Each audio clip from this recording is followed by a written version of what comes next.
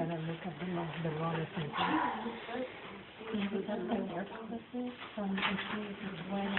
you have further questions about consent and the types of consent, that sort of thing, it looks to me in the outline that it's fairly well addressed on page 7 and page 8.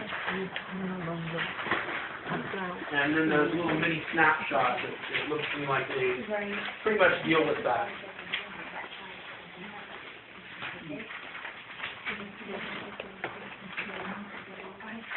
There's one more area of warrant interest, I guess, that I want to touch on, and we'll move on to other stuff. And that's the issue of hospital holds. I don't know if any of you ever heard of hospital holds. Yeah. Okay. So what happens with a child when you take them to the hospital, and this is by way of brief background, happens with a child, usually infants or younger children. You take them to the hospital, there's some issue.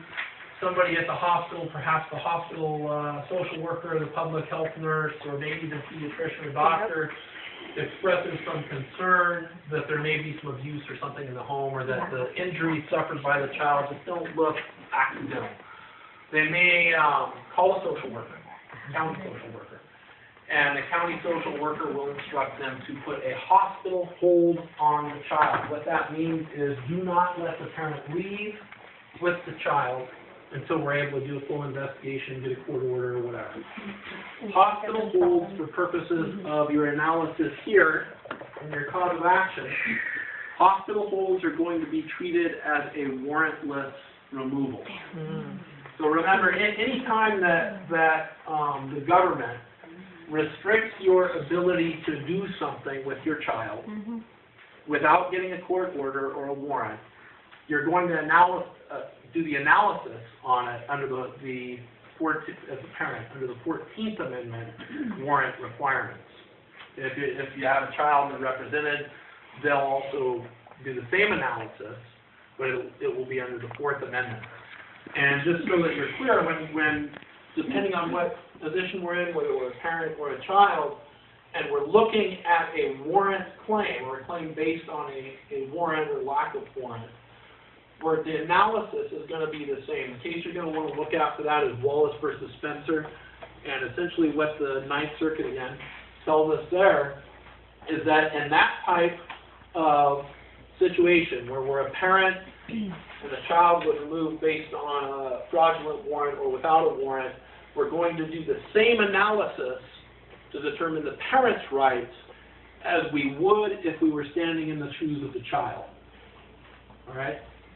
So in other instances, outside the context of the warrant requirements, the parent's 14th Amendment analysis may be different, but when we're looking at a warrantless removal or fraudulent warrant, we're going to look at it from the perspective of the child, even though we're pursuing it under the 14th Amendment as the parent. Does that make sense? So it's actually a 4th Amendment violation of the child. Yeah, it's going to be a 4th Amendment violation of the child, but remember, as the parent, we don't have that right. So under Wallace versus Spencer, what the court has said is, we're not going under the 4th Amendment for the parent. So how do we look at it? What we're going to do is we're going to say, look, it's going to be the same analysis. It's just under the 14th Amendment instead of the 4th. Because you have to remember, if we're looking at parents' rights in a different context, under the 14th Amendment, the standard is going to be deliberate indifference. We actually have to go out, have evidence to prove that either the misconduct was intentional, malicious, or that the social worker was deliberately indifferent to my rights as a parent. That's a tough standard. To get the kind of evidence to prove that in front of a jury, that's tough.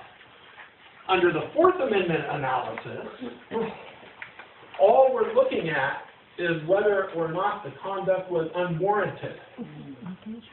That's a lot easier standard to meet. Was it unwarranted? Did they lie to get the warrant? Well, we know from earlier in our discussion today that a fraudulently obtained warrant is treated the same as no warrant. No warrant, by definition, is unwarranted. That sounds like a lot easier standard to meet than deliberate indifference, intent to harm. So if you are in a situation where If your child was removed without a warrant, absolutely pursue that. It's a lot easier burden than the deliberate indifference standard, and it's a better way to go. I don't know better, that's probably not the right word, it's easier way to go. I'm not really going to talk much about entry into the home, search and seizure stuff. Frankly, we don't do a lot of warrantless search. We don't, in the home anyway. When they examine a child, that sort of thing, the same analysis applies. Would they require a warrant? Later. I don't know about that. We'll deal with that later.